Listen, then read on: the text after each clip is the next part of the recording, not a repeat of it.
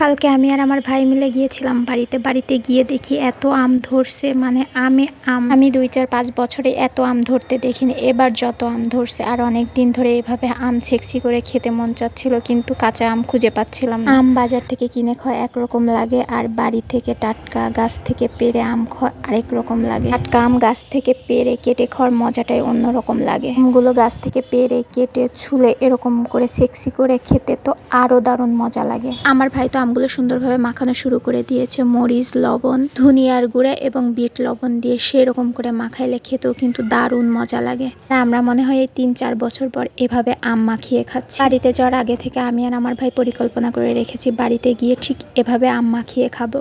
যেই কথা সেই কাজ, যেভাবে বলে গেছি সেভাবেই তো মাখিয়ে খেতে হবে। এবার আমি আগে থেকে ভেবে গেছি অনেক আম মাখাবো আর অনেকখানি করে খাবো। আম মাখানোর পরে যতটা না ভেবেছিলাম খেতে পারবো, একটুও খেতে পারি নাই। কি আজব কথা, তাই না? তারপরে আমি যতটুকু খাবো ততটুকু উঠিয়ে নিয়েছিলাম, কিন্তু এইটুকু নিয়েই খেতে পারছিলাম না। যাই হোক, আমরা সবাই মিলে আমটা খাইলাম, দারুণ লাগছে। আমার ভাই এর আগে একটা লেবু গাছের চারা নিয়ে আসছিল, আর সেই লেবু গাছটাতে এতগুলা লেবু ধরছে। বিদেশি লেবুগুলো একটু বড় বড় সাইজের হয় এবং দেখতেও কালো হয়। এই লেবু গাছটা ঢাকা থেকে নিয়ে আসা হয়েছিল, ভেবেছিলাম একটা লেবুও ধরবে না, তবে 2-3 বছর পরে লেবুগুলা ধরছে। এবার হঠাৎ করে বাড়িতে গিয়ে দেখি লেবু গাছে লেবু ধরে গেছে। আমরা যেহেতু এবার 1 বছর পরে বাড়িতে গেছি, এজন্য একটু বেশি এক্সাইটেড ছিল। এবার গাছে এত আম ধরছে যে আমার ভাই আম গাছে উঠে গেছে আম পাড়ার জন্য, আর আম পেড়ে সেগুলা ঢাকাতে নিয়ে যাবে বলে বক্স করছে। যেহেতু কাঁচা পাকা আমি একসাথে পারছে, এই জন্য বক্স করার সময় একসাথে বক্স করছে। কাঁচা আম নিচে দিচ্ছে আর পাকা আম উপরে দিচ্ছে। একটু বেশি করে আম নিয়ে যাচ্ছে, কারণ এরপরে আস্তে আস্তে আম শেষ হয়ে যাবে। আর এবার যেহেতু অনেক আম ধরছে, এই জন্য আম পাড়ার আগ্রহ একটু বেশি ছিল সবার, আর আমও গাছ থেকে একটু বেশি পাড়া হয়েছে। আর এই আমগুলা খেতেও অনেক মিষ্টি, পাকা আমের থেকে কাঁচা আম বেশি মিষ্টি লাগতেছিল আমার কাছে। এই বড় বড় সাইজের আম, এই বড় বড় সাইজের আমগুলা কাঁচা একরকম লাগে, আর পাকলে অন্যরকম হয়ে যায়। কেন জানি না অন্যরকম লাগে,